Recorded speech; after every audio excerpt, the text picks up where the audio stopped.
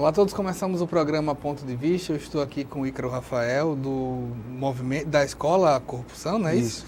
Movimento Orgânico. Me diga uma coisa, Ícaro. Quanto é importante nos dias de hoje nós começarmos a nos reeducarmos, nos concentrarmos em ter uma vida mais, vamos dizer, mais ergonômica, mais viva, mais dinâmica. Perfeito. Excelente pergunta, porque é justamente isso que a gente tenta buscar e educar os nossos alunos, né? Primeiro a gente tem esse nome de escola, porque nosso principal objetivo é de educação, né? A gente busca educar as pessoas para ter um estilo de vida fisicamente ativo. E com isso é realmente colocar mais movimento na vida, né? Não adianta, a gente costuma dizer o seguinte, não adianta a pessoa ir 1 hora para a academia e ela não tem a consciência de que as outras 23 horas, tirando as horas que ela vão estar dormindo, ela vai estar sem movimento. Então, acho que o grande passo para a pessoa poder ter mais movimento na vida é criando essa consciência que ela precisa ter um estilo de vida fisicamente ativo. E como a gente tem esse estilo de vida fisicamente ativo?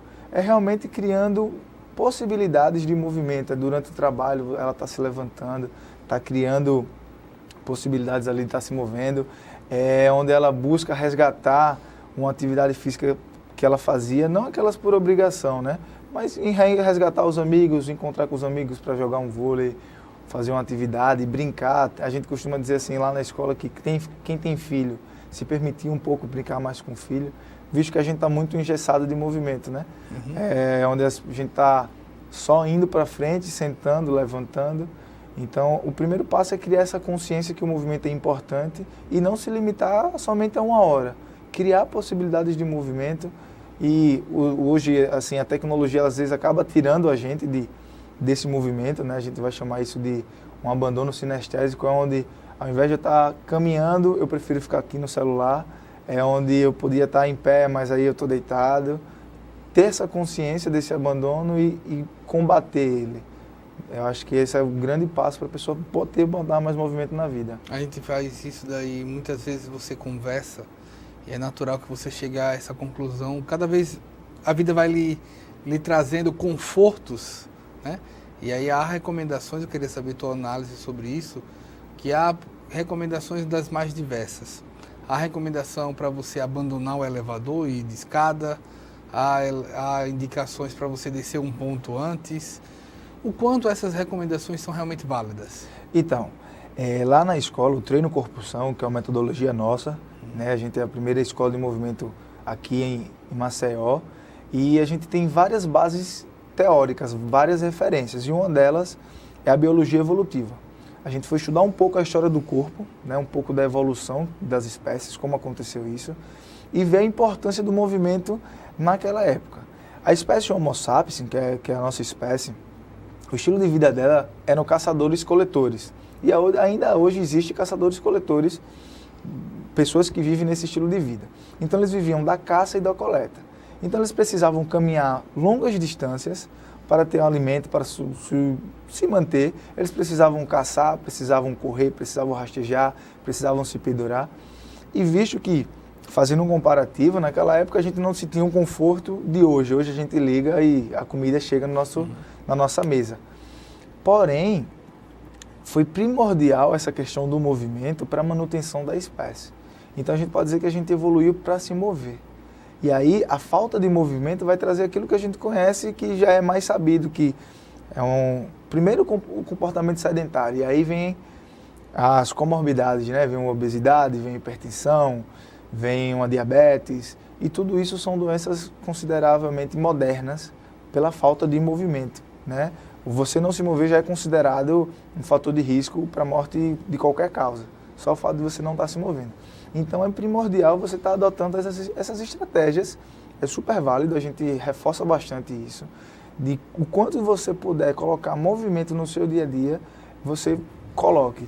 E isso não vai trazer nenhum malefício, pelo contrário, isso vai só trazer benefício. Eu tenho uma história que o pessoal diz que a falta de movimentos atrapalha até o foco. Você falou Perfeito. Recentemente, você falou agora que o homem era um caçador-coletor, e o pessoal tem uma brincadeira que diz que tipo, a diferença entre o foco do homem e da mulher é que o homem era o caçador então ele tinha que estar focado para que ele Pra deixasse caçar e deixar de ser o caçador para não Quando virar você a caça. Justamente, né? justamente. E ele disse, imagina se o homem começasse a fazer a parte de digredir, de pensar como seria um celular, ele era atacado de imediato. Totalmente. Né? Então, hoje em dia, ele parte desse foco vai-se embora por causa dessa falta desse movimento focado, dessas coisas.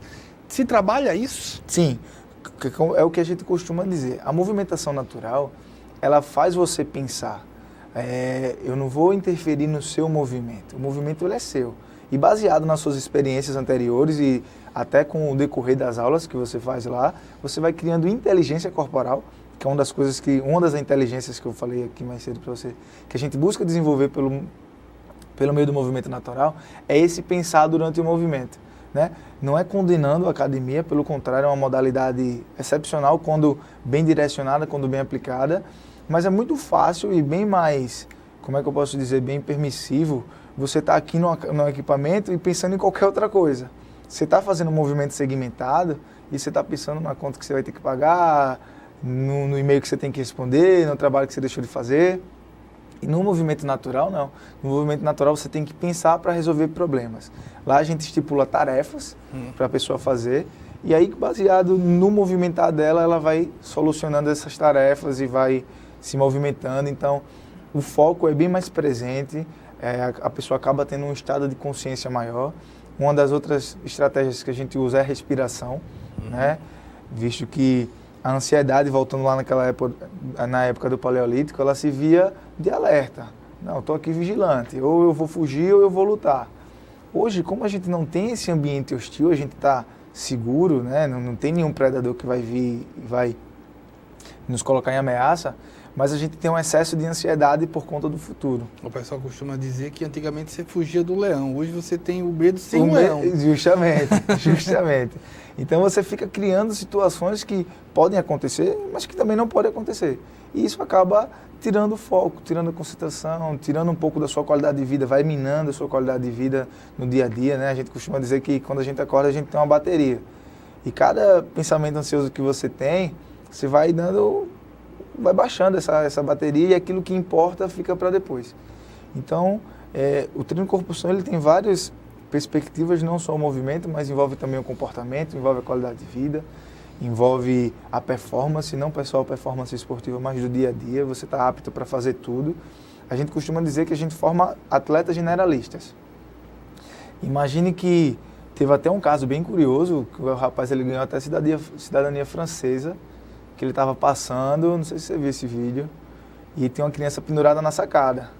Então, automaticamente, o cara foi lá, subiu a sacada e salvou a criança. Então, assim, é para isso que o nosso corpo tem que servir. É ser forte para ser útil, a gente tem que ter uma funcionalidade. Não adianta a gente... você está fazendo uma hora ali de exercício, academia de corrida, bacana, tá mantendo a saúde ali, né? Os níveis e os mínimos, apesar que saiu agora um artigo dizendo que a América Latina possui os níveis mais básicos, os mínimos, então ninguém faz atividade física. O recomendado mínimo ali está todo mundo abaixo, e o Brasil está liderando esse ranking. Você falou da parte de corpo-são, de manter o corpo em movimento, mas nós estamos no Brasil também num momento de redes sociais, né? Instagram, Facebook. Há quem vai malhar não por causa da saúde, vai quem vai tentar o corpo esculpido, Sim. vai tentar malhar para poder aparecer bem na praia. Qual a diferença entre manter o corpo focado na saúde, em estar bem, e manter o corpo buscando isso? Ou os dois são benéficos e cada um que viva a sua vida? Então, a gente lá na escola, a gente busca desenvolver 4 inteligências, né, que a gente acredita que está muito relacionado com o estilo de vida fisicamente ativo. Então essas inteligências são a intrapessoal, que é o autoconhecimento, eu me conhecer e ter noção de por que está fazendo isso, colocar um propósito e manter, dar continuidade, que o mais difícil é a constância, né? Geralmente a gente vai ali para uma academia, passa 4 meses e sai, vai só porque... 4 meses e sai, esse cara já está determinado. Já está determinado, Há né? quem só pague. Aí, verdade. E aí vem a inteligência interpessoal, que aí eu vou linkar com a sua pergunta, que é a capacidade de você se relacionar. É importante a gente estar em grupo, né? No Paleolítico a gente vivia em grupo, e isso era importante, essa socialização faz parte do homem. Vem a inteligência corporal, que é essa capacidade de você estar apto para tudo, de você ter consciência do seu corpo e daquilo que você consegue fazer. Aí eu dou sempre o exemplo de tipo, se o seu carro quebrou, tu tá sem celular, tá longe, tu consegue voltar para casa correndo, tu consegue pedir ajuda, tu consegue resolver o problema, né? São essas situações. O elevador quebrou, chegou com compra, mora no 10º andar, o elevador quebrou, sobe de boa ou sobe com sacrifício. Então a gente tem que estar apto para tudo. Então a inteligência corporal vem em cima disso. E a inteligência naturalista, que é o cuidado com o meio ambiente, você ter consciência que ele interage com a nossa saúde, né? Tem muito se falado aí do lixo, da poluição ambiental, que não tem mais para onde ir a gente jogar o lixo. Então são essas habilidades que a gente busca desenvolver para ter um estilo de vida fisicamente ativo. Em relação à academia, como eu falei, é uma modalidade fantástica, mas eu acho que os profissionais que devem ter um pouco mais de consciência, não só se limitar ao físico, ao biológico, entender que às vezes o aluno que está ali na academia, ele busca algo mais, ele busca uma socialização, ele busca só ser escutado. Então, eu acho que se a gente colocar esse pensamento dentro dessas duas modalidades, né, porque é bacana você ficar bem, né, você botar uma roupa, qualquer roupa serve, e isso vai estar relacionado também com a sua saúde, sua autoestima. Então, o profissional ter essa consciência, né, que o aluno ele precisa desse desenvolvimento, desse cuidado, e trabalhar isso de forma paralela. Eu acho que os dois são válidos. E a forma vai estar muito relacionada à função. Se você tem um comportamento sedentário, está jogado no sofá, não faz nada, é lógico que sua forma vai estar um pouco de quem não se move. Mas se você se move, tipo, vai 2 vezes na academia, 1 vez lá na escola, no final de semana você está pedalando, está jogando uma bola, está em movimento, às vezes você vem para o trabalho de bike, vem caminhando, é inevitável que a sua forma ela fique de uma pessoa sedentária. Pode ser que você não tenha músculos, mas lógico que você vai estar bem. Eu acho que é válido e tem que caminhar de forma paralela. A gente vai para o nosso intervalo, eu estou aqui com o Ícaro Rafael, a gente vai para o intervalo e volta já.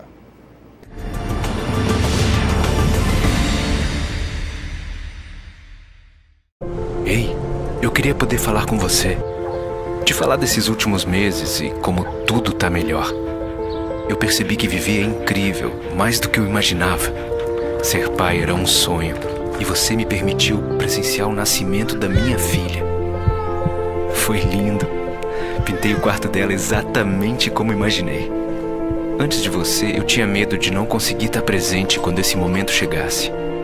Queria te contar que, por sua causa, eu pude viver tudo isso. Provavelmente outras pessoas por aí querem te falar muita coisa também. Acho que você teria orgulho. Não só por mim, mas por ter feito algo tão nobre por pessoas que nunca viu. Eu só queria dizer obrigado. Obrigado por me dar mais tempo com a minha família. Obrigado pela sua doação de sangue. Doe sangue regularmente. Tem sempre alguém precisando de você. Procure o Hemocentro mais próximo e seja um doador.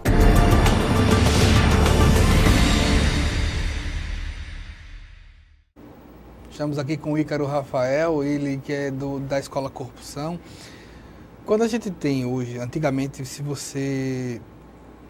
Há quem diga que o brasileiro caminhava tradicionalmente, décadas atrás, 10 mil passos por dia.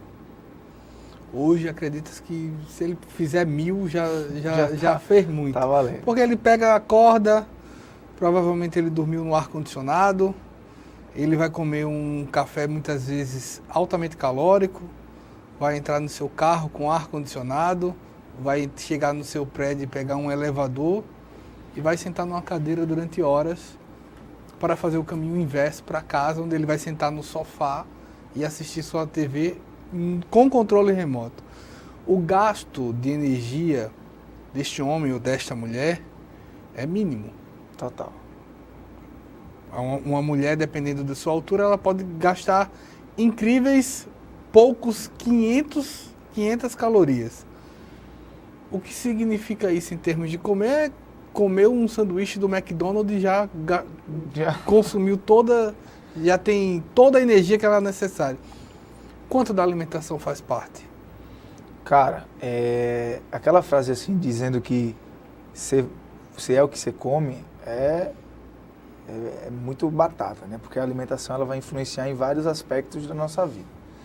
E assim, a alimentação ela é o combustível que lhe dá. Se você ingere, eu pelo menos, quando eu ingiro, me alimento ali, final da noite, algo muito doce, com muito carboidrato, o excesso, para eu me levantar no outro dia, eu fico extremamente preguiçoso, né? Então assim, o alimento ele faz isso, o alimento ele deixa, estou alimentado, então o corpo ele vai descansar, porque ele quer poupar energia.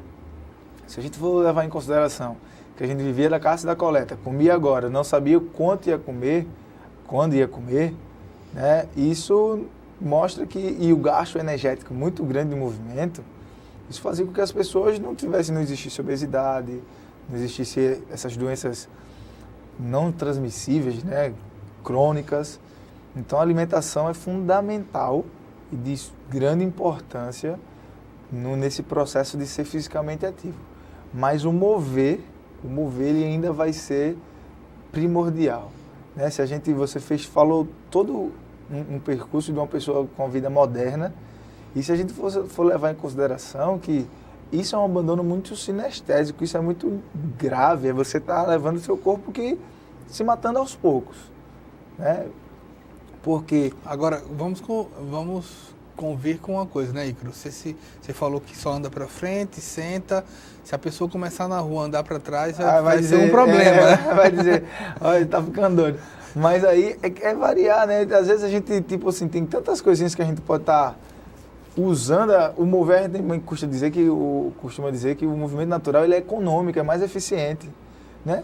Às vezes é mais eficiente eu me agachar ficando de cócoras, que é uma posição extremamente natural que muitas pessoas perderam a capacidade.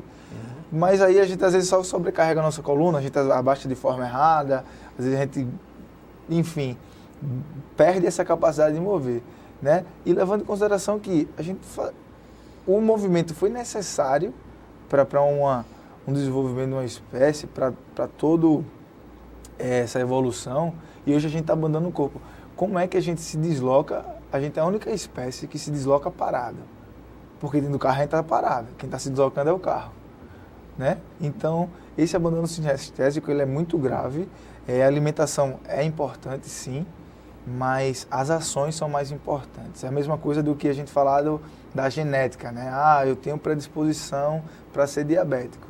Mas o ambiente vai determinar mais do que qualquer gene seu. Você pode ter vários genes aí acumulados, mas se o ambiente não despertar isso, você não tem. Se seu comportamento for para o caminho contrário dos genes, você não vai ter nada. Mas em contrapartida, se você só potencializa aqueles genes ali, tem uma diabetes, aí você já não se movimenta, você ingere muito doce, você ingere muito fast food, né? Lógico que eu não queria estar lá no paleolítico tendo que caçar, mas a gente tem que minimizar os danos causados por essa evolução cultural que a gente passa. Se a gente for levar em consideração, essa estrutura de corpo ela tem achados que é 200 mil anos. O corpo não mudou. Agora vamos fazer uma análise cultural e ambiental de como a gente está inserido. É tudo contra o movimento, né? Então, cada vez mais pede para a pessoa ficar parada. Fora que, dependendo de quem... Exemplo, há uma recomendação desse movimento. Vamos imaginar um cenário extremo. Vamos imaginar que você seja pai de 5 filhos. Está faltando 3 para você. Um pai de 5 filhos, trabalha de manhã, trabalha de tarde, se desloca à noite, demora. Você tem 2 ônibus para pegar, 2 ônibus para voltar. Não dá para fazer exercício físico. O que significa isso? Condenado, chega meia-noite e vai caminhar na rua. Como é isso? Porque tem vezes que você não vai ter direito. Não, né? Você vai chegar para um motorista de caminhão, por exemplo, e vai dizer para ele, olha, depois que você sair 5 horas da manhã e voltar às 6 horas da noite, encosta num posto e sai correndo. Então, bem pertinente a pergunta. E o lance é o seguinte, ter consciência. né? Lembra que eu falei da performance no começo. Tem que ajudar a performance. Se ele cria essa consciência de que, tipo assim, poxa, pegando esse exemplo do caminhoneiro, quantos caminhoneiros hoje são viciados em drogas, viciados em energéticos, obesos, hipertensos, né, diabéticos, estressados. Se ele pega e usa o exercício físico, né, que já está mais comprovado que é um dos melhores remédios, é o melhor remédio contra tudo. E aí ele coloca isso como ênfase, levando em consideração que vai melhorar a performance dele. Eu sei que é um caso extremo que eu estou te apresentando, Sim. mas um caso extremo em que milhares de brasileiros se encontram, claro. Ele vai fazer exercício físico que horas? E aí, que tal ele fazer um exercício até no final do turno, mas não aquele exercício extenuante, um exercício vigoroso. Ele não precisa estar correndo 5 km, né? Ele pode fazer um alongamento, um exercício de respiração, ele pode estar fazendo um exercício de mobilidade, que é algo que a gente perdeu muito, que está muito atrelado à amplitude de movimento. Então ele pode estar fazendo exercício de mobilidade que vai lubrificar as articulações dele, que vai dar melhoria de movimento, que no outro dia ele vai acordar inteiro e disposto. Então assim, o primeiro passo para você abandonar um comportamento sedentário e você escolher isso é muito difícil. A gente sabe que é muito difícil. Até às vezes que a gente que se envolve, que é treinador e tal, não consegue às vezes manter uma vida fisicamente ativa de treino, né? Consegue dar aula ali e tal, mas quando você coloca isso como prioridade e vê a importância disso, eu acho que aí a questão ele consegue sim ter um tempo, ele consegue escolher uma modalidade, não necessariamente lá na escola a gente costuma, tem vários materiais, e são materiais simples, bola de tênis, cabo de vassoura, um tatame. Varrer conta como exercício físico? Uma atividade física. É uma atividade física. Você caminhar daqui para o seu trabalho, daqui para casa, é uma atividade física. Elevou sua frequência cardíaca, é uma atividade física. A diferença de atividade física para o exercício físico é quando você bota um sistema, quando você bota um método. Por exemplo, a partir do momento que você quer ir daqui para casa, em 20 minutos, aí passa a ser um exercício físico, porque você sistematizou. Aí depois você fala, não, eu quero ir agora, vou correndo 2 minutos e caminho 3, corro 2, caminho 3. O exercício físico ele tem esse sistema, esse lavar método. O carro, lavar uma louça, lavar uma roupa, pode contar como atividade? Atividade física, que pode, no final do dia, né, ter um grande, aumentar o seu gasto calórico, o seu gasto energético, e aí suprir e lhe tornar fisicamente ativo. Sendo que aí o contexto é cada vez menos para isso, né?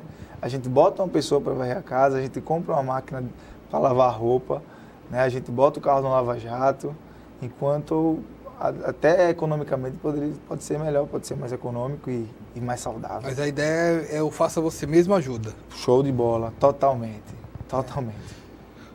Chegou em casa, meia hora é melhor do que não fazer nada? Com certeza. 10 minutos é melhor que não fazer nada, 15 minutos é melhor que fazer nada. Fazer é melhor que não fazer nada. Estar em movimento é melhor que não fazer nada. Meditar, a gente falou da respiração.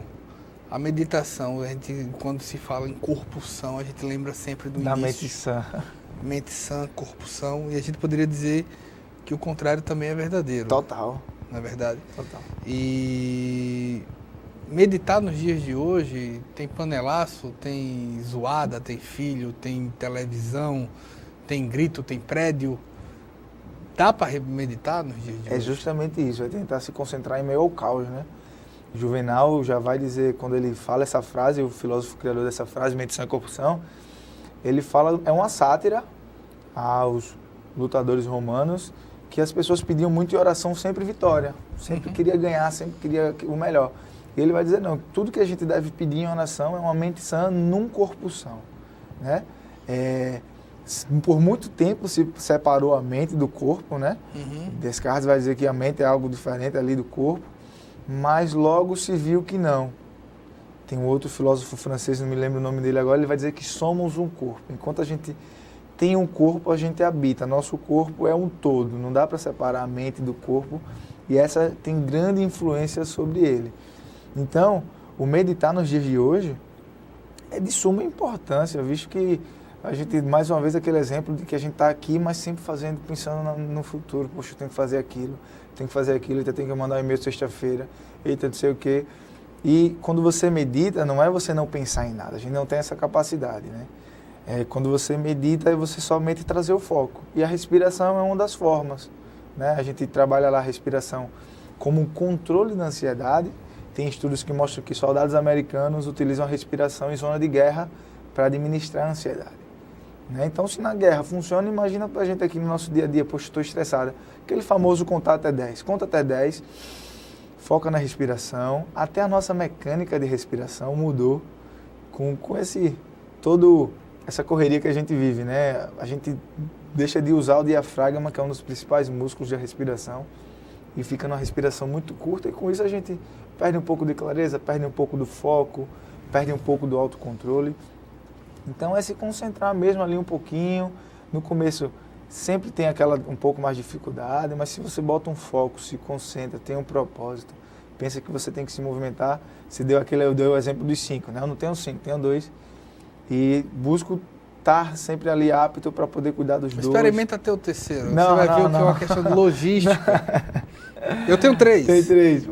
Experimenta ter o terceiro que você vai descobrir. Vai descobrir que o bicho pega. Que a logística é diferente. Mas assim, brincadeiras à parte, a gente tem de uma certa maneira, não só com 2 filhos, com 3, com um, que ter disciplina, rotina. Quanto é importante a disciplina e a rotina para um corpo são. Então, constância, né? A gente costuma dizer que a motivação, ela vem da pessoa. Você pode estar lá na escola, você pode estar com o melhor personal trainer, você pode estar na melhor academia, com a melhor estrutura, ter o melhor tênis, a melhor roupa e aquela coisa toda, mas se você não tem um motivo para aquilo. Então, primeiro tem um motivo, né? A gente já sabe que é importante se movimentar, é importante a gente estar em movimento. O exercício físico, ele traz N benefícios, não só fisiológicos, como comportamental, como social, né? A gente entende que o homem, ele é um ser biopsicossocial, tem a parte biológica, psicológica, social. Então, o exercício físico, ele traz tudo isso. Então, quando a pessoa tem essa consciência e, poxa, não, eu preciso disso, realmente eu preciso disso, ela tem um motivo. Se visualizar, poxa, como é que eu quero estar daqui a 3 meses, como eu quero estar daqui a 6 meses, como é que eu quero estar aqui daqui a 1 ano, né? Eu quero ter esse estilo de vida fisicamente ativo, eu queria fazer coisas que eu fazia lá atrás, não estou conseguindo sentar no chão, não estou conseguindo me levantar direito, minha agilidade, minha mobilidade. Ter essa consciência e buscar isso. Quando ela tem essa consciência e busca isso, o processo fica bem mais fácil. E nesse processo, várias coisas podem acontecer. Pode acontecer uma recaída, pode acontecer, não estou tendo recurso para estar me movimentando, que isso não é uma desculpa, né? Que a gente tem N formas de estar sendo fisicamente ativo aí sem necessariamente estar investindo dinheiro. Buscando isso, pode acontecer uma recaída, pode acontecer motivos que tenta tirar um pouco do trilho, mas se ela tem aquele motivo lá forte, irrigado, a constância ela vai acontecendo. E pensar no longo prazo, a gente é muito imediatista, né? Essa evolução cultural e rede social, a comparação, né? Fulano já emagreceu, fulano perdeu 10 quilos, fulano perdeu 20 quilos, tem que perder. Não se compara, vai no teu ritmo, né? A caminhada é sua, a jornada é sua. Tem pessoas para lhe ajudar, mas a jornada é sua e manter sempre uma constância. Como você perguntou, meia hora é melhor que nada, fazer é melhor que nada. Né? Mesmo que você acorde todo dia e, só posso me alongar 5 minutos. Mas faz isso que, de grande galinha enche o papo, 5 minutos, você vai vendo a melhora no seu dia, a melhora no seu humor, nas suas relações, no seu físico. E aí, no final das contas, a forma vai estar relacionada à função, não tem para onde correr, isso é inevitável. E a saúde, a qualidade de vida e tudo se melhora, e sempre com constância. Eu acho que a constância é fundamental. Como se encontra a escola Corpção? A gente fica localizado ali na Ponta Verde, na Rua Hélio Pradines, 1055. Que no caso, quem vem da praia é uma quadra antes do coque, né, na rua que vem descendo. Estamos lá das 6 às 21 horas. As aulas são em grupo, né, justamente para a gente fortalecer aquela ideia da inteligência pessoal, conhecer pessoas, brincar. O lúdico está sempre presente lá. Então, é uma atividade física prazerosa, né? E as aulas são em grupos de 6 pessoas no máximo. Vai não vai, a gente está fazendo eventos, aulões, ações. E estamos no Instagram também. Escola Corpo São, tudo junto. Certo. Conhecer nosso trabalho melhor. Telefone, É só seguir contato. lá. Tem o 99610-6240. Pois bem, estou aqui com o Ícaro Rafael, a gente vai para o intervalo e volta já.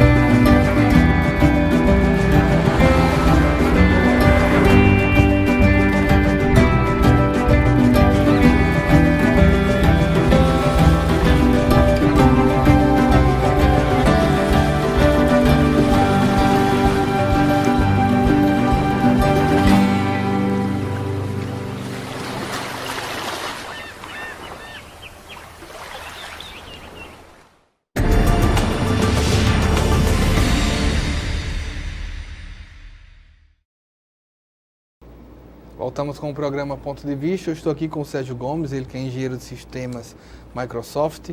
Hoje, nos dias mais conectados que temos que ter uma preocupação maior com dados, Sérgio? É isso mesmo. É o que a gente chama de privacidade. Hoje em dia é uma grande preocupação sobre o que você navega, quais são as suas preferências, os seus gostos, o que você curte, o que você comenta. Tudo que a gente faz no ambiente online, falando sobre a nossa área, né, no ambiente online, tudo isso pode ser monitorado, tudo isso a gente chama que pode ser traçado, tudo tem um armazenamento. Alguém pode estar usando essa informação para obter algum tipo de vantagem sem o seu conhecimento. Por isso que a gente está alertando muitas pessoas por essa questão da privacidade. Qual a dica de ouro que você tem antes de fazer qualquer coisa na internet? Bom, principalmente verificar se aquele site que você está acessando ou o aplicativo no celular é um aplicativo válido, de um fornecedor válido, porque tem muita coisa que você pode baixar aqui, não são de ambiente válido assinado, que a gente chama.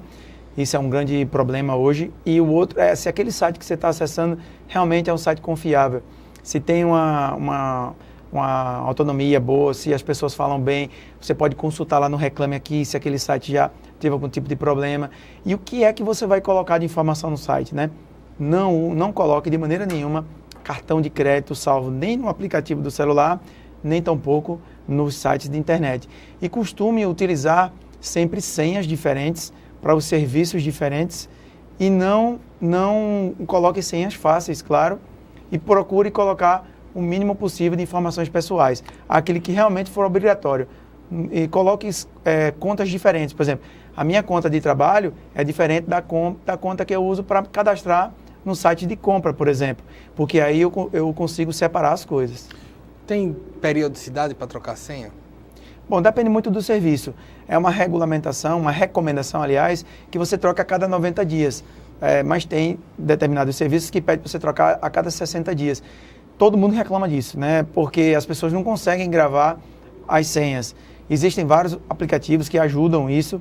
E eu tenho uma dica que é muito bacana, que é o seguinte: comece com uma senha que você sempre faz, dê um espaço, um tracinho, que é aquele hífen, e depois o nome do serviço que você está usando. Por exemplo, senha, espaço, tracinho, Hotmail, senha, espaço, tracinho, Netflix.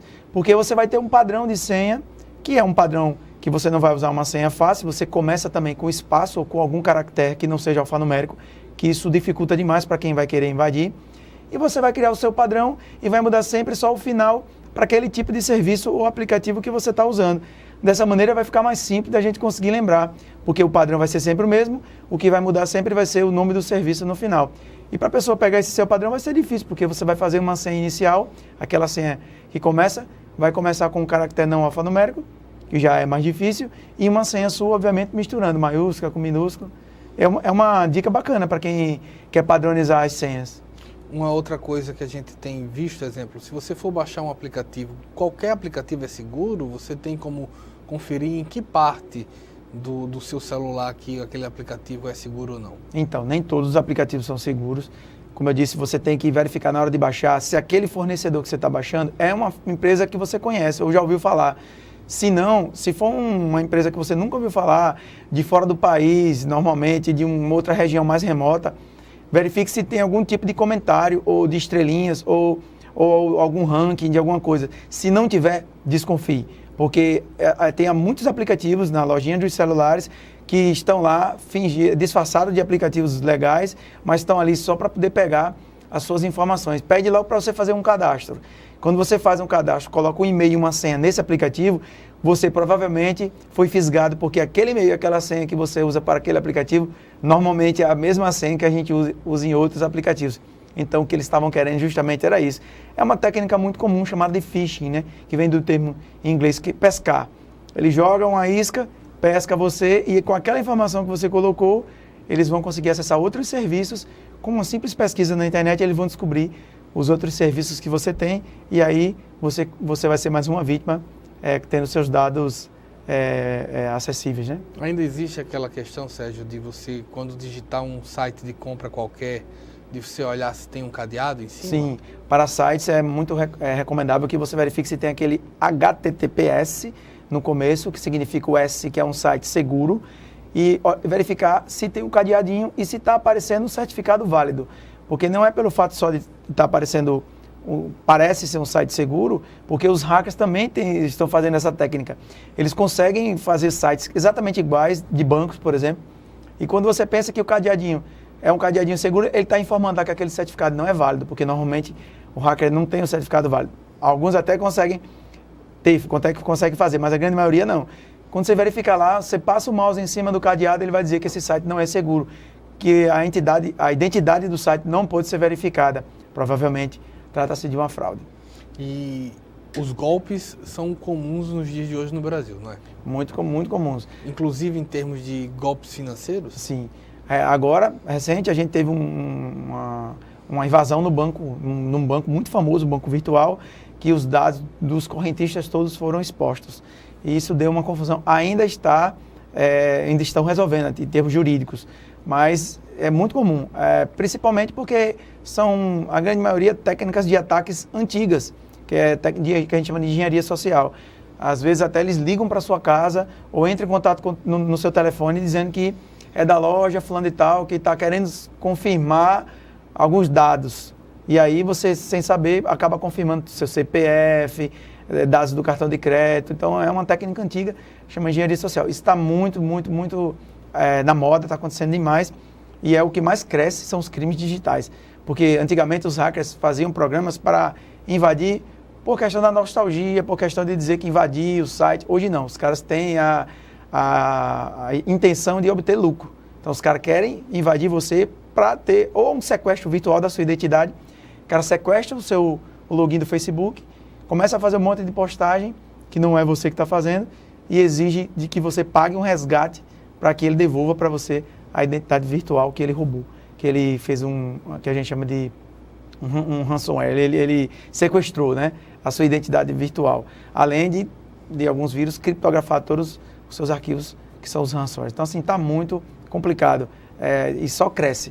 Em nível de incidente, só cresce. Você acredita que a nova lei geral de proteção de dados possa ajudar nisso? Vai ajudar no quesito privacidade, porque além de o Brasil já está realmente, já tinha passado a hora de ter uma diretriz nesse sentido, a gente teve um marco muito interessante, que foi o Marco Civil da internet. Ajudou demais. Mas a Lei Geral de Proteção de Dados, ela vem justamente para colocar as diretrizes daqueles termos de aceite que a gente está navegando no site, clica aqui para aceitar os nossos termos. Você não lê, já foi feito diversos estudos, a grande maioria dos cidadãos, ninguém lê. Todo mundo clica lá que aceita, e aí eles utilizam muitas coisas ali de maneira genérica, que as informações ali vão ser utilizadas para fins que eles não dizem direito para quê, e eles podem compartilhar essas informações com terceiros, porque compartilham, além de vender as suas informações para empresas parceiras. Então, a Lei Geral de Proteção de Dados, ela vem justamente para isso, para dar essa diretriz, que as empresas vão ser punidas, tanto no mundo virtual, quanto no mundo físico também. E é possível No real. fiscalizar tanta gente? Então, na Europa existe uma entidade, uma agência reguladora, vamos dizer assim, controladora. No Brasil isso foi vetado. Quando foi proposta a lei, foi proposta que criasse uma agência reguladora, mas não sei por que isso foi vetado. Por uma série de razões foi vetado. Aí o que aconteceu? Vai ficar a cargo do Ministério Público e as outras secretarias, mas a título de poder público mesmo, colocar procuradores e tal, para que aqui o PROCON também, os PROCONs dos estados, vão também agir, mas vão ter competência para agir. Aliás, hoje já tem essa competência também. Hoje a gente também está numa época, Sérgio, em que as pessoas acreditam que a internet é uma terra sem lei. E que muitas vezes tece, inclusive, comentários com contas anônimas, contas com pseudônimos. Toda conta na internet, todo computador, todo celular tem identidade? Sim, é possível e é bem provável que a pessoa que faça um tipo de atividade dessa, ela consiga ser rastreada. Antigamente isso era muito difícil. Não vou dizer que todos os casos são 100% rastreáveis, mas é quase que na sua totalidade. Hoje a gente avançou demais em técnicas de contra-ataque. Né? Hoje a gente tem uma polícia mais estruturada, hoje a gente tem departamentos nas polícias, tanto federal quanto civil, quanto militar, departamentos delegados e gente instruída com formação de direito digital e com técnicas de hacking, de contra-ataque para os hackers, né? Porque o termo hacker ficou meio que pejorativo, né? Mas na verdade o hacker é um cara que detém muito conhecimento. Os crackers que são os caras que fazem o mal. Então o hacker é aquele cara que normalmente deveria utilizar o conhecimento dele para o bem. Então assim, avançou demais, o Brasil avançou demais nisso e eu posso dizer, o cara que faz algum tipo de comentário, que a gente chama de cyberbullying, que acontece muito nas escolas também, né? E na internet, né? Em tempos de eleição, principalmente, a gente viu até robozinhos, né? Programados para fazer isso, mas a gente viu que as empresas foram rastreadas e que é possível sim chegar na fonte. Hoje a gente já tem tecnologia para isso. É ilusão se você criou uma senha falsa ou uma conta falsa, com foto falsa, as pessoas, mesmo com um browser que desvirtue o teu IP, já há tecnologia para saber de onde partiu aquela notícia. É possível sim. Pode ser mais difícil ou mais fácil, mas é possível sim. Tem um submundo aí da internet, chama Deep Web, que é onde... Aí é que, se na internet a gente já diz que é meio que sem lei, né? Uhum. Imagina na Deep Web que não tem lei nada. Você compra arma, você compra droga, você compra tudo livre. Então, mesmo assim, complica mais ainda para os analistas, para os engenheiros de segurança, mas é possível sim, quase que na sua totalidade, não vou dizer que 100%, porque nada da informática é 100%, né? Uhum. Mas é muito provável que a gente consiga chegar na origem, sim. Para onde caminha a questão da fiscalização, do alcance de um poder público quanto a isso? Quanto a um controle de atividades terroristas, criminosas, até de cidadãos comuns que cometam ameaças. A gente fala, parece que eleição, mas não faz uma semana, no episódio do Exército ter dado 80 tiros num carro no Rio de Janeiro, um cidadão chegou a ameaçar o jornalista de morte e a família de morte. E isso daí foi identificado no mesmo dia, ao ponto de quem era. Hoje, a tecnologia pode-se dizer que, tem até livro de 3 décadas atrás que se dizia que teríamos um grande irmão, teria uma grande fiscalização. O poder público pode-se dizer dono de um controle muito grande? Ainda não, mas vai partir para isso, a gente está caminhando. A Lei Geral de Proteção de Dados é um grande avanço. Estava até dando um exemplo para os meus alunos, para os meus amigos. Em São Paulo, a gente já tem uma loja que você compra sem precisar de vendedor, sem precisar de atendente, sem precisar de ninguém. Você entra na loja, você baixa o app da loja, faz o cadastro do seu cartão de crédito, a loja reconhece você dentro, sabe as suas preferências, você compra, paga pelo aplicativo que já está cadastrado no seu cartão, sai da loja, pega aquilo que tiver para pagar e você está o tempo todo sendo monitorado. O tempo todo. Todos os seus gestos que você faz na loja para saber se realmente aquela pessoa que está lá é você mesmo. Então, hoje é possível, com técnica de reconhecimento facial e até de reconhecimento de estrutura, a gente saber se realmente aquela pessoa é de fato quem está se fazendo. É possível, sim. Tanto na parte de voz, quanto na parte visual, técnica de reconhecimento de biometria, isso está avançando demais. Mas eu acredito que vai ser por aí. Não rola também um medo de você ser o tempo todo escutado? Exemplo, há quem diga, não sei se é lenda urbana, que o seu celular está lhe escutando o tempo inteiro. Já ouvi isso. Há quem diga que você hoje fala, estou com vontade de comprar um celular, e ao entrar no Facebook já vai aparecer a promoção. Já ouvi também. Assim, já me indagaram sobre isso. Eu posso dizer que tecnicamente é possível, mas acredito que isso não está sendo implementado. O que acontece é que a gente pesquisa tantas coisas, há tantos momentos, no celular, no computador, no tablet, que acaba que aquilo que você pensou, você já tinha pesquisado. Então, não vou dizer que não seja possível, porque tecnicamente é possível, mas acredito que a gente não chegou nesse nível ainda, mas pode sim, tecnicamente é possível sim. Faz medo? Faz. Aquilo que a gente estava conversando no início sobre a privacidade. Por isso que essa Lei Geral de Proteção de Dados, ela vem justamente para isso, para dar o norte disso aí, porque do jeito que estava meio que sem controle, né? Então, agora não, agora a gente vai saber o que pode ser compartilhado, porque vamos olhar pelo lado positivo. Eu estou entrando numa loja, ou estou entrando numa loja pelo meu aplicativo, pelo meu computador. A loja já sabe os artigos que eu gosto, os produtos que eu mais compro.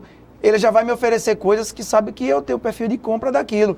Para mim é legal, que eu não vou perder tempo, vou estar sempre vendo as promoções daquilo que eu quero, até mesmo em lojas físicas, né, com o reconhecimento da biometria, eu entro e ao entrar na loja, alguém já vai chegar para mim e dizer, aquele tênis que você comprou na semana passada, a gente tem um outro, se você quiser comprar para sua esposa. Isso é bem legal, olhando pelo lado positivo. Agora, como você diz, assusta porque esse tipo de informação, ela hoje é compartilhada indiscriminadamente por empresas de terceiros. E esses bancos de dados são vendidos em qualquer origem na internet. Esse pesquisador australiano que descobriu agora os 800 milhões de contas de e-mail vazadas no Facebook e 21 milhões de e-mails, ele saiu pesquisando e descobriu várias fontes da internet com esse cadastro, um arquivo de mais de 90 GB e na sua base maior é quase 4 tera. Só para o pessoal ter uma ideia, os HDs dos computadores, os discos do computador, na grande maioria tem 1 tera. Então são 4 discos de informações de senhas, do que você curtiu, do que você comprou, do que você comentou no Facebook e o seu e-mail. Então isso é muito, muito, muito perigoso. De 2008 para cá, o maior vazamento de dados até hoje da história da internet. Foi esse vazamento que o pesquisador australiano descobriu assim, pesquisando as fontes e viu que tinha um monte de banco de dados espalhados pela internet e o pessoal vendendo. Hoje o pessoal vende banco de dados da Receita, né? Você encontra em sites que a gente conhece aqui, sites que a gente entra para fazer nossas comprinhas, que são sites válidos, que tem lojas válidas, mas que também tem muita gente que vende coisas que não deveria vender. Porque isso tudo meio que ficou sem controle.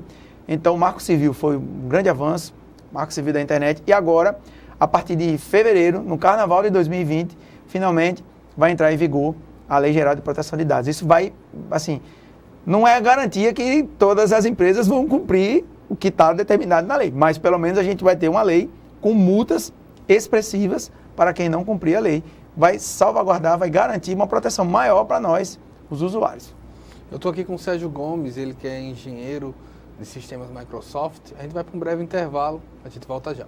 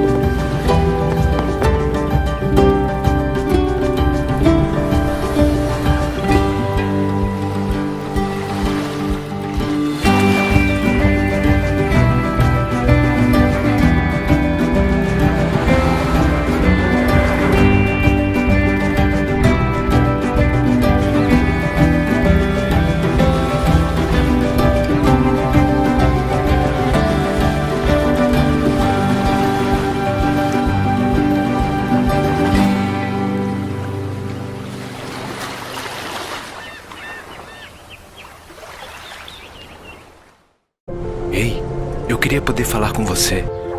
Te falar desses últimos meses e como tudo tá melhor.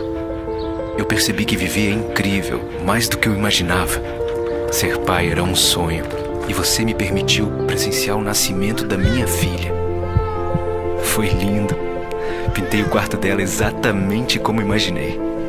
Antes de você, eu tinha medo de não conseguir estar presente quando esse momento chegasse.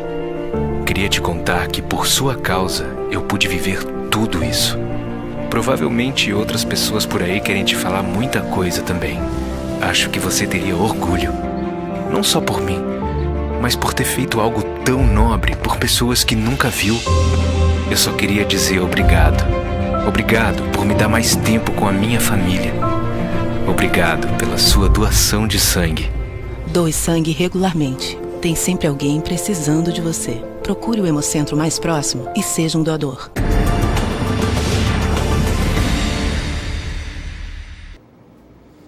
Voltamos com o programa Ponto de Vista. Eu estou aqui com o Sérgio Gomes, engenheiro de sistemas Microsoft. Hoje, quando você entra na internet, tem sempre a possibilidade de você pedir uma navegação privada. Significa que o que eu faço nesse momento, ninguém vai ficar sabendo? É uma boa chance de você salvaguardar um pouquinho mais a sua navegação. Porque toda vez que você navega, o seu navegador, aquele programinha da internet que você usa para entrar nos sites, que a gente chama de navegador, ele guarda as informações em uns arquivinhos.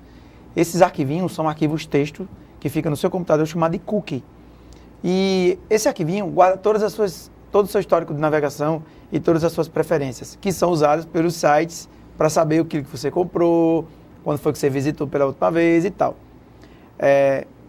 Quando você abre no modo privado, teoricamente, esse arquivinho não é para ser gerado, o navegador vai bloquear essa gravação disso aí e vai proibir que as suas informações passem para aqueles sites que você está navegando. Porém, isso não é 100%, porque existem sites que não cumprem, não usam devidamente como deveriam utilizar esse acesso dos cookies. E isso ainda assim é possível que ele esteja gravando as suas informações, que esteja sendo rastreado, vamos dizer assim. Não fica no seu computador? Não, fica no navegador, fica no seu computador e fica também no servidor da empresa onde você está acessando, que é para justamente ele poder saber qual é o perfil de compra da pessoa, o que é que a pessoa sempre compra.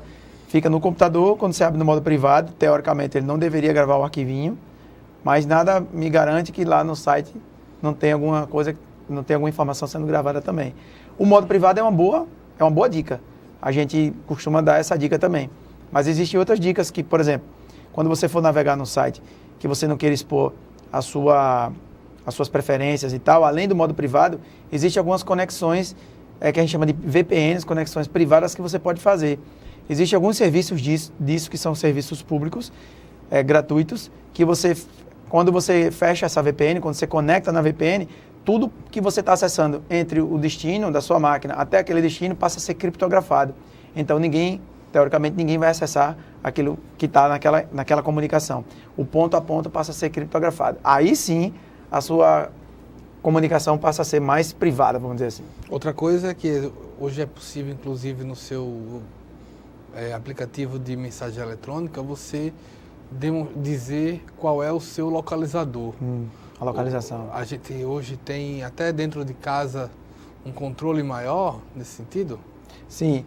Pode ser utilizado de diversas maneiras, né? Mas é possível e a gente tem que tomar bastante cuidado com isso, porque ao você compartilhar a sua localização, que hoje ela pode ser até de maneira ao vivo, né? Que é aquela live que você está falando, o cara vai acompanhando o seu trajeto e exatamente sabe onde você se encontra. E hoje tem diversos aplicativos que até ajudam você a fazer o resgate de um aplicativo que foi furtado, que foi roubado, ou de você localizar onde está o seu filho, o seu carro. Então, assim, é legal. É como eu disse, as aplicações positivas, elas têm que ser mais bem observadas do que as aplicações negativas. Mas, porém, a gente tem que alertar as pessoas, faz parte do nosso trabalho, alertar também os cuidados que as pessoas têm que ter. Isso daí é conectado ao GPS, eu acredito. Sim, conectado ao GPS. Internet segura. Qual a ambição nesse sentido? Então, é um tema muito bom, que a gente deveria discutir isso mais extensamente, inclusive nas escolas, porque a gente está discutindo aqui, a gente está formando opiniões, mas muitas pessoas que nos acompanham muitas delas já têm as suas formas de utilizar, já têm o seu perfil de acesso, mas as crianças, elas não têm a opinião formada ainda sobre isso, porque elas estão descobrindo esse mundo agora. Então, elas não assistem TV, elas assistem só YouTube, elas vivem com o telefone conectado, o tablet conectado. Então, essa parte de internet segura a gente deveria divulgar mais, que é você não colocar suas informações, quando for comprar, utilizar sites que sejam confiáveis, como a gente falou, e aplicativos que gerem um cartão virtual, né, como se seu banco gerar aquele cartão virtual. É melhor que você utilize o cartão virtual, que só serve para uma compra, do que você ficar alimentando ou comprando via boleto ou transferência bancária. O problema de você comprar pelo boleto da transferência bancária é que fica difícil de você receber de volta aquele dinheiro caso aquele produto que você comprou não funcione a contento. Então, essa internet segura tem vários aspectos. Não conversar com ninguém que você não conhece, né? E a gente tem que passar para os nossos filhos isso, né? Tá naquele joguinho, aí vem uma outra pessoa, conversa com ela no joguinho, mas no cadastro do joguinho, o cadastro é do seu telefone que está lá, que é normalmente do pai ou da mãe, que tem a informação do número do telefone, tem o nome da pessoa. Então, isso passa a ser uma informação muito, muito confidencial que está sendo compartilhada com outras pessoas. Então, os mesmos cuidados para o mundo real, a gente deveria ter para o mundo virtual. Então, por isso, a gente dá sempre uma dica para os pais, acessar o site internetsegura.com, se eu não me engano, internetsegura.br, que lá tem todas as informações. Basta pesquisar no buscador de preferência de vocês, Internet Segura. Lá vai aparecer uma cartilha da Internet Segura para crianças e para os pais. Muito bacana, inclusive com jogos, com joguinhos de memória, joguinho de tabuleiro, porque assim porque a criança ela vai assimilando com os joguinhos. E a gente vai criando essa cultura nas crianças, que nem tudo é festa, né? E ao estar utilizando um aplicativo e compartilhando informações e usando o celular da mãe ou do pai, a pessoa que está do outro lado pode não ser uma criança, né? Ela pode estar esperando justamente aquela brecha para ir lá. Quantas reportagens vimos no ano passado, né? O cara, inclusive, foi preso aqui, que disse que foi a coisa mais fácil do mundo. Em 5 minutos ele sabia onde é que o menino estudava, ou onde é que o pai trabalhava. Ele sequestrou a criança, dizendo que era um coleguinha que veio buscar ela por uma falha de segurança da escola. O cara conseguiu sequestrar e cobrou um resgate ao pai. Então, 5 minutos o cara pesquisou. Em 5 minutos ele conseguiu sequestrar uma criança aqui de um colégio. Então, assim, a gente tem que estar muito atento com isso. Por isso esse tema é um tema bem interessante. A gente começar a divulgar mais esse lance da internet segura. A Rússia hoje cogita ter uma internet só dela. Você acha que isso daí pode ser uma tendência de, em vez de uma rede mundial de computadores, termos redes nacionais de computadores? Porque quando a internet foi projetada em meio acadêmico e no meio militar, quem investiu na internet foi o Departamento de Segurança dos Estados Unidos. Eles investiram na época por uma questão de guerra. Queriam criar um modelo tecnológico que ficasse independente se uma unidade fosse invadida ou bombardeada. Isso cresceu de uma maneira que não foi projetado para isso. Primeiro entraram as universidades americanas, o meio acadêmico. E aquilo se espalhou pelo meio acadêmico. E depois começaram as entradas .coms, as empresas.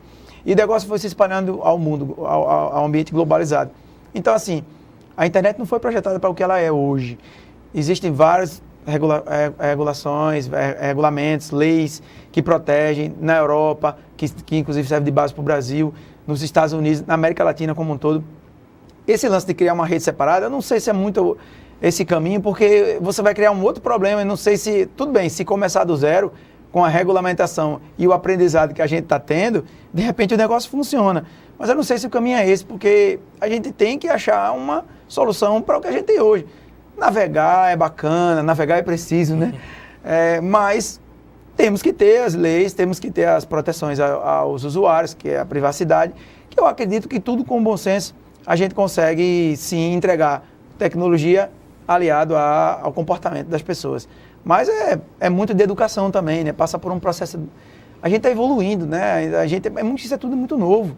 A internet, de uns tempos para cá, evoluiu demais, muito mais do que a TV, muito mais do que tudo. Então, é um processo de aprendizado que nós estamos tendo que passar por isso. Não sei, na minha opinião, se você começar algo do zero, é bom porque você já diz como é que vai ser. Mas quem vai garantir se aquilo dali também não vai debandar depois e perder o controle? Então, eu acho melhor todo mundo juntar os esforços e criar uma coisa que a gente possa ter a garantia que a nossa navegação e principalmente nossos filhos e netos possam ter um ambiente virtual mais seguro do que o que a gente tem hoje. Eu acredito que com tantas mentes boas pensando, com tantas cabeças boas pensando, dá sim para encontrar a solução, como estamos conseguindo agora, né, avançar com a lei de proteção de dados. Pois bem, Sérgio Gomes, engenheiro do sistema de Microsoft, muito obrigado. Muito obrigado a você. Agradeço também a você pela audiência, espero uma próxima oportunidade. Até mais.